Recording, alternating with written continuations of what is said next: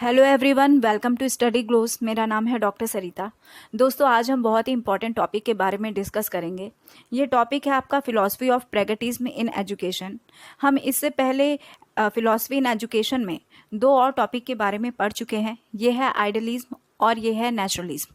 Idealism की theory already पढ़ाई जा चुकी है, जिसमें इसके फॉलोअर आदर्शवाद को ज़्यादा महत्व देते हैं, जबकि नेचुरलिज्म में नाम से ही मालूम चल रहा है कि ये जो फॉलोअर्स होंगे ये नेचर को, बालक के नेचर के ऊपर या फिर जो प्राकृतिक है यानी वातावरण जो है उससे बहुत ज़्यादा इन्फ्लुएंस्ड हैं। और तीसरा प्रैग्मेटिज्म है, इसके बारे में बात करेंगे। ये टॉपिक खास करके उन लोगों के लिए बहुत ज़्यादा इंपॉर्टेंट रखता है जो कि इन फ्यूचर अपने आप को टीचर के रूप में देखना चाहते हैं, सीटेट की प्रिपरेशन कर रहे हैं, एसटेट की प्रिपरेशन कर रहे हैं, बीएड पढ़ रहे हैं, डीएलएड पढ़ रहे हैं। उन सारे के लिए ये बहुत ही ज़्यादा इंपॉर्टेंट है।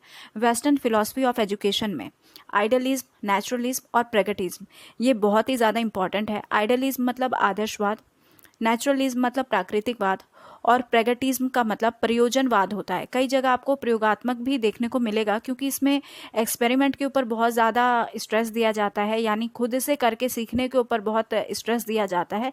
इसीलिए कई बार इसको प्रयोगात्मक भी कहा जाता है और कॉमनली इसे प्रयोजनवाद के नाम से भी जाना जाता है। यहाँ पर आप देख सकते हैं जॉन डीवी की पिक लगाई है मैंने, और साथ ही उनका एक बहुत ही फेमस स्लोगन है, education is not preparation for life, education is life itself. चलिए आगे देखते हैं प्रैग्मेटिज्म है क्या। ये एम्फोसाइज करता है एक्शन के ऊपर रेदर देन थॉट, यानी कि जो विचार हैं, थॉट्स हैं, उनसे ज़्यादा ये स्ट्रेस करता है एक्शन के ऊपर। अगर हम इसके वर्ड मीनिंग के ऊपर जाते हैं तो आखिर प्रैग्मेटिज्म का मतलब क्या होता है।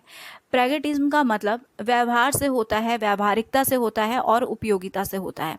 ये जो वर्ड है प्रैग्मा, ये आपका लैटिन वर्ड है, तो ये ग्रीक लैंग्वेज का वर्ड है और यहाँ से ही इसको एक्सट्रैक्ट किया गया है। और इज्म का मतलब वाद होता है, यानी थॉट होता है। ये ऐसा थॉट है, ये ऐसी विचार हैं जो कि उपयोगिता के ऊपर बहुत ज़्यादा स्ट्रेस दिया जाता है। अगर सिंपल लैंग्वेज में बात करें तो प्रैगम का अर्थ होता है कार्य या फिर किया गया कार्य, ठीक है, यानी कि कोई एक्शन या फिर जो वर्क डन किया गया है उसे ही हम प्रैग्मेटिज्म कहते हैं। और आदर्शवाद की तरह यह आदर्श संसार में नहीं रहता है, बल्कि ये तथ्यों के संसार में रहता है। यानी बिल्कुल नाम से मालूम चल रहा है कि जो प्रैग्मेटिज्म है ये कार्य करने के ऊपर, यानी वर्क डन के ऊपर और एक्शन के ऊपर बहुत ज़्यादा फोकस देता है। सिर्फ ये थॉट्स से जुड़ी हुई बातें नहीं करता है, ये उन थॉट्स के बारे में बात करता है जिसमें क्रिया नज़र आती है, जिसमें काम करना नज़र आता है, जिसमें फैक्ट नज़र आता है, जिसमें प्रॉपर एक्शन लिया जा सकता है, उसके ऊपर ये पूरा ध्यान देता है। प्रैग्मेटिज्म ये प्रैक्टिकल लाइफ के ऊपर फोकस करता है, यानी प्रयोजनवाद जो है ये यथार्थ में जीता है और प्रैक्टिकल लाइफ के ऊपर ये फोकस देता है। ये इस बात पर ध्यान देता है कि प्रॉब्लम को फेस किया जाए और उसको प्रैक्टिकली सॉल्व भी किया जाए, यानी they face problems and try to solve them from practical point of view, यानी प्रैक्टिकल पॉइंट ऑफ व्यू की मदद से इसको सॉल्व किया जाए। Pragmatism means action from which the words practical और प्रैक्टिस हैव कम, यानी प्रैग्मेटिज्म का मतलब क्या है कि ये प्रैक्टिकली आपको कोई काम करना है जिसमें प्रैक्टिस भी इन्वॉल्व होती है। तो इस तरीके से अगर हम लोग बात करें तो प्रयोजनवाद के अनुसार ये जो पहले से डिसाइड किया हुआ जो भी प्रिंसिपल है, जो भी सत्य है, जो निर्धारित है, उस पर ये बिलीव नहीं करता। इसका ये मानना है कि सत्य सदैव समय, स्थान या फिर जो सर्कमस्टांसेस, जो परिस्थितियां हैं, उनके अनुसार ये चेंज होता रहता है। और इनका ये भी मानना है कि मानव जो है ये इनकी इच्छाएं पूरी करने वाली जो भी शक्ति है वो सत्य है, ठीक। तो यहाँ पर प्रयोजनवाद का ये मानना है कि सत्य क्या होता है। जैसे कि बाकी लोगों की जो विचारधारा है वो ये है कि पहले से जो सत्य निर्धारित किया जा चुका है उनको उन्होंने आंख बंद करके मान लिया, लेकिन जो प्रयोजनवाद है वो ये मानते हैं कि वही सत्य है जो कि हमारे लिए उपयोगी है। जो भी चीज़ हमें फुलफिल कर रही है, जो हमारे लिए उपयोगी है, वही सत्य है। जो हमारी इच्छाओं को पूरा कर रही है वही सत्य है। और ये क्रियाशीलता के ऊपर ज़्यादा फोकस करते हैं। तो इस तरीके से जो प्रयोजनवाद है उनका ये मानना है कि जो चीज़ रियल है वो रियल इसीलिए है क्योंकि वो यूज़फुल है, यानी it is real because it is useful. अब कुछ हम प्रोपोनेंट्स के बारे में बात कर लेते हैं। नाम याद रखना बहुत ज़रूरी है कि कौन से स्कॉलर्स या कौन से फिलोसफर कौन सी फिलॉसफी के सपोर्टर थे। तो इसमें यहाँ पर आप देख रहे हैं जॉन डीवी है, चार्ल्स एस पायरेस है, William James Roche, James parade. तो जेम्स प्रेट की एक इम्पॉर्टेंट जो डेफिनेशन है प्रयोजनवाद को लेकर, उसके बारे में मैं आपको पहले बता दूं। Pragmatism offers us a theory of meaning, a theory of truth, a theory of knowledge and a theory of reality. यानी कि प्रयोजनवाद हमें अर्थ, सत्य, ज्ञान तथा वास्तविकता का सिद्धांत प्रदान करता है। तो इस तरीके से यहाँ पर एक बहुत ही अच्छी थ्योरी जो है, एक बहुत अच्छी डेफिनेशन जेम्स प्रेट के द्वारा दी गई है।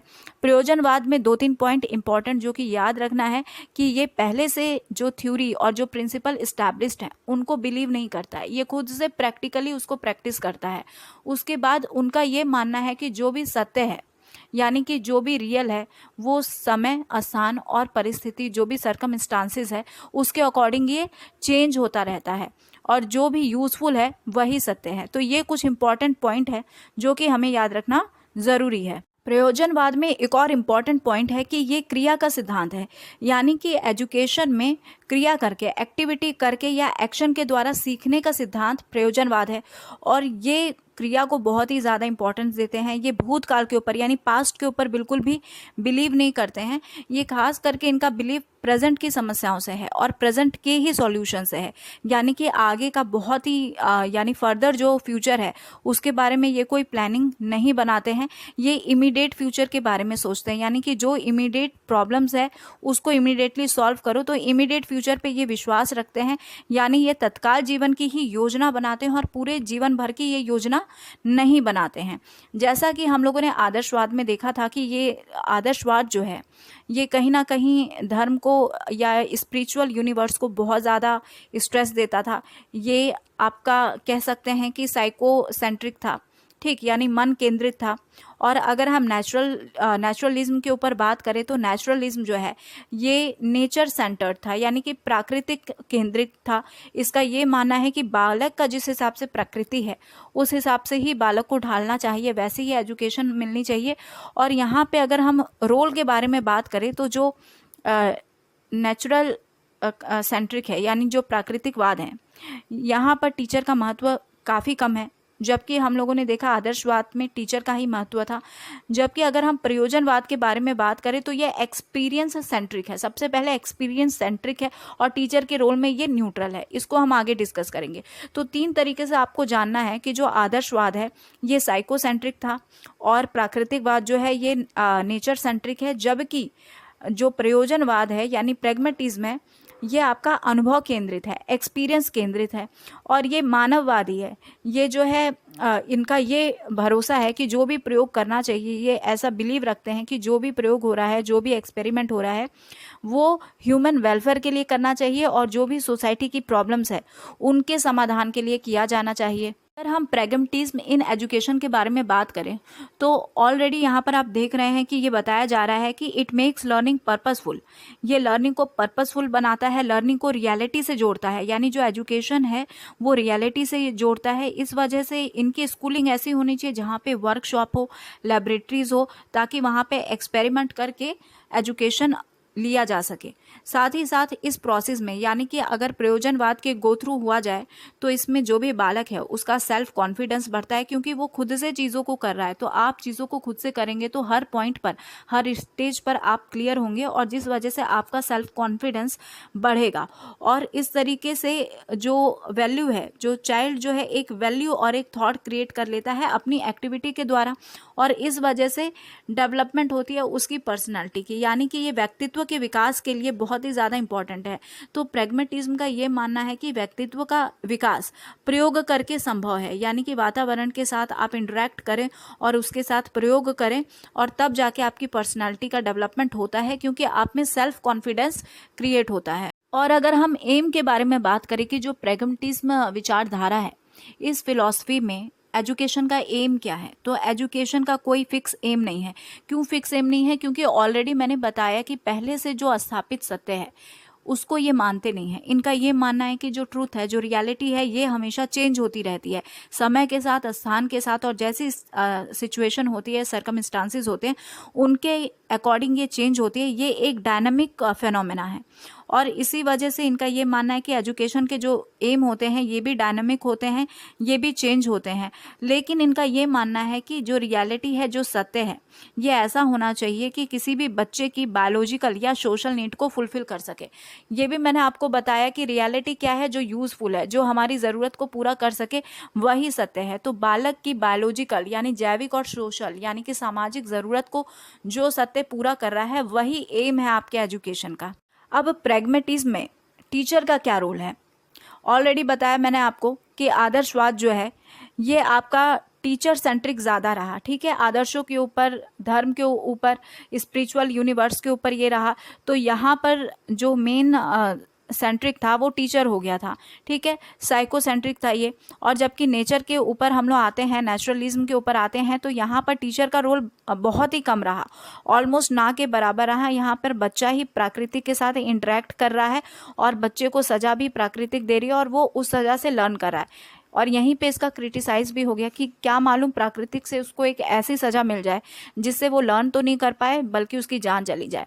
तो ये जो है नेचुरलिज्म का बहुत बड़ा डीमेरिट्स के रूप में निकला। इसी को ये बात भी कर रहे थे, इनका बेस भी ये था और यही एक डीमेरिट के तौर पे सामने भी आया। जबकि हम प्रैग्मेटिज्म के बारे में बात करें तो यहाँ पर टीचर जो है वो एक गाइड और एडवाइज़र के रूप में काम कर रहा है, वो एक बालक का एक हेल्पर के रूप में काम कर रहा है, वो न्यूट्रल रह रहा है। यानी कि वो वो शिक्षा का सेंटर खुद नहीं बन रहा है और ना ही वो बालक को शिक्षा का सेंटर बनने दे रहा है। वो क्या कर रहा है, न्यूट्रल पोजीशन में वहाँ पर रह रहा है। यहाँ पे बालक जो है उसको वो गाइड कर रहा है ताकि बालक जो है एजुकेशन ले सके और वो लर्न कर सके। यानी कि बालक को ये एडवाइस कर रहा है उसको किस तरीके से गाइडेंस मिलनी चाहिए। तो बालक स्वयं एक्सपेरिमेंट करे और अपने एक्सपीरियंस को वो गेन करे और इस तरीके से वो लर्न करे। तो यहाँ पे टीचर का जो रोल है, एक तरीके से आप न्यूट्रल रोल जो है वो कह सकते हैं। अब देखिए यहाँ पर क्या बता रहा है, मेथड्स ऑफ टीचिंग। टीचिंग के मेथड्स कैसे होने चाहिए प्रैग्मेटिज्म के according. According to pragmatism all education is learning by doing, यानी कि करके सीखना, आप खुद से करेंगे और खुद से सीखेंगे। तो यहाँ पर जो मेथड ऑफ टीचिंग है वो सारी एक्टिविटी, वो सारी मतलब मेथड्स इसमें आएंगे जिसमें बालक खुद से करके सीख रहा है। तो यहाँ पर प्रैक्टिकल यूटिलिटी को बहुत ज़्यादा ये एम्फेसाइज करते हैं। बालक एक सेंट्रल फिगर के तौर पर होता है हर मेथड पे, क्योंकि मेन प्रयोगकर्ता जो है यानी कि जो एक्सपेरिमेंट कर रहा है वो बालक ही है। तो एक सेंट्रल पोजीशन बालक की यहाँ पे बन जाती है। एक्टिविटी बेस्ड मेथड जितने होते हैं वो मेथड ऑफ टीचिंग का हिस्सा होते हैं, जिसमें बालक खुद से करता है और एक्सपीरियंस गेन करके वो लर्न करता है। यहाँ पे आप देख सकते हैं, to a pragmatist education means preparation for practical life. Education का मतलब क्या है, प्रैक्टिकल लाइफ के लिए यानी कि रियलिटी के लिए, सत्य के लिए प्रिपरेशन करना। यही जो है प्रैग्मेटिज्म का मेथड ऑफ टीचिंग में है। अगर हम इसके करिकुलम के बारे में बात करें तो देख लीजिए कि यहाँ पर बताया जा रहा है कि जो करिकुलम है वो ऐसे प्रिंसिपल पे बेस होना चाहिए जिसमें यूटिलिटी हो, जिसमें इंटरेस्ट हो, जिसमें एक्सपीरियंस हो, जो इंटीग्रेशन हो। यानी कि पूरी तरीके से ये बताया जा रहा है कि प्रैक्टिकल यूटिलिटी सामने आनी चाहिए। तो करिकुलम भी ऐसा होना चाहिए जिसमें प्रैक्टिकल यूटिलिटी सामने आ रही हो और वो सारे सब्जेक्ट होने चाहिए जो कि इस चीज़ को प्रैक्टिकल करने के लिए, यानी कि बालक खुद से जिसमें कर सके और जिसको वो यथार्थ रूप में देख सके और जो उसके लिए यूज़फुल हो, वो सारी चीज़ें जो हैं करिकुलम का हिस्सा होना चाहिए। तो लैंग्वेज है, हाइजीन है, हिस्ट्री, उसके बाद geography, physics, maths, science, domestic science for girl. देखिए इन्होंने डोमेस्टिक साइंस यानी कि जो घरेलू विज्ञान है, ठीक, गृह विज्ञान जिसको कहा जाता है, और एग्रीकल्चर फॉर बॉयज़, इसको कहीं ना कहीं बहुत ज़्यादा इंपॉर्टेंस दिया है कि एग्रीकल्चर लड़कों के लिए अवश्य होना चाहिए और गृह विज्ञान जैसा सब्जेक्ट जो है वो लड़कियों के लिए अवश्य होना चाहिए। यानी ये एक तरीके से मैंडेटरी है। और इसके अलावा बाकी जितने भी विज्ञान का हिस्सा है या मैथ्स है, जियोग्राफी, हिस्ट्री है, ये सब करिकुलम का हिस्सा होना मस्ट है। तो आई होप कि अगर आपको अब प्रयोजनवाद के बारे में पूछा जाएगा तो आप बहुत अच्छे से बता पाएंगे। देखिए इन तीनों के डिफरेंसेस को बहुत अच्छे से आपको याद करके रखना है, समझना है कैसे। जैसे कि जो आदर्शवाद है ये पूरी तरीके से आध्यात्मिकता के ऊपर बेस्ड था। इसकी विचारधारा जो है वो आध्यात्मिकता से जुड़ी हुई थी, स्पिरिचुअल वर्ल्ड से जुड़ा हुआ था। और अगर हम प्राकृतिक वाद में आते हैं यानी नेचुरलिज्म में आते हैं तो ये बालक के नेचर के अकॉर्डिंग उसका एजुकेशनल विकास चाहते हैं। और यहाँ पे टीचर का रोल ज़्यादा इम्पॉर्टेंट नहीं था नेचुरलिज्म में, जबकि आदर्शवादी विचारधारा थे और जिसमें टीचर का रोल बहुत ज़्यादा इम्पॉर्टेंट था, क्योंकि उसमें बुक्स का बहुत ज़्यादा इम्पॉर्टेंट रोल था। और अगर हम लोग यहाँ पर आ जाते हैं नेचुरलिज्म में, यहाँ पे बुक्स का रोल बहुत कम हो गया। और अगर हम प्रैग्मेटिज्म के बारे में आ जाते हैं तो प्रैग्मेटिज्म जो है इसने आधुनिक जो एक्सपेरिमेंट्स हैं उनको एक बेस तो बहुत दिया, लेकिन यहाँ पर भी जो बुक्स हैं उनका रोल कुछ कम हो गया। यहाँ पर भी टीचर का रोल जो है कुछ कम हो गया, सिर्फ वो गाइड और एडवाइज़र के तौर पे उसने काम किया और बच्चा जो है पूरी तरीके से एक्सपेरिमेंट करके काम कर रहा है। तो यहाँ पर एक और चीज़ बता दिया जाए कि ये जो एक्सपेरिमेंटल एजुकेशन है, ये एक्सपेरिमेंटल एजुकेशन एक्सपेंसिव होती है। ऑलरेडी हमें पता है कि एक्सपेरिमेंट करने के लिए जो भी टूल्स चाहिए ये एक्सपेंसिव होते हैं। हर चीज़ को हम पर्सनल एक्सपेरिमेंट करके एक्सपीरियंस नहीं कर सकते हैं। तो ये कुछ इसके ड्रॉबैक्स का भी हिस्सा है कि किताबें कुछ कम हो गई, टीचर का रोल कुछ कम हो गया और हर चीज़ के लिए इन्होंने एक्सपेरिमेंट के ऊपर बेस कर दिया। यूज़फुल चीज़ भी यही है कि बहुत सारी पुरानी जो स्थापित सत्य हैं, यानी कि पहले से जिन सत्य को, जिस रियलिटी को, जिस प्रिंसिपल को बना दिया गया था, ये प्रिंसिपल चेंज होता है। ये यहाँ पर बहुत ही इंपॉर्टेंट पॉइंट कही गई कि पहले से जो भी प्रिंसिपल बनाए हुए हैं हमारे पास्ट में, ज़रूरी नहीं कि प्रेजेंट में भी वो फॉलो हो। समय के अकॉर्डिंग, ज़रूरत के हिसाब से पहले से स्थापित जो प्रिंसिपल है वो चेंज हो जाता है। अगर एक एग्जाम्पल सिंपल सा लिया जाए तो पहले के टाइम में एग्रीकल्चर के लिए हम लोगों ने ट्रैक्टर के बारे में नहीं सोचा था। उस टाइम हल बैल जो है वही इंपॉर्टेंट था। आदिम युग के बारे में हम लोग बात करें या उसके बाद भी हमारा जो प्रोग्रेस हुआ उसमें भी हम लोगों ने हल बैल को ही महत्व दिया। लेकिन ये पहले से स्थापित सत्य था कि एग्रीकल्चर करना है तो आपके पास हल बैल होना चाहिए।